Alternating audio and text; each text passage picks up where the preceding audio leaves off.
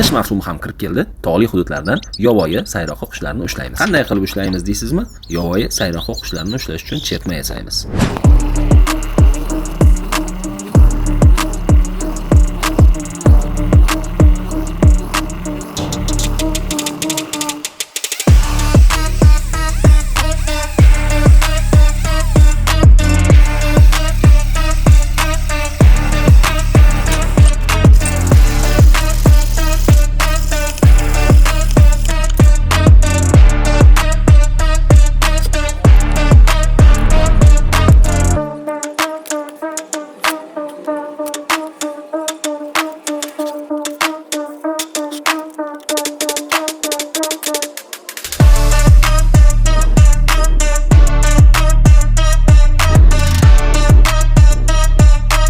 Xo'sh, hammaga assalomu alaykum, hurmatli tomoshabinlar. Ko'rishingiz mumkin, xudo xolasa sexlarimizning asosiy ishlarini, ya'ni karkaslarni bitirib qo'ydik. Endi esa xudo xolasa bezatish, ya'ni xudo xolasa bambuk bilan atroflarini sekin bir chekdan yopib chiqib va xudo xolasa chetmani yopiladigan qismlarni keyingi ikkinchi qismga joylamoqda.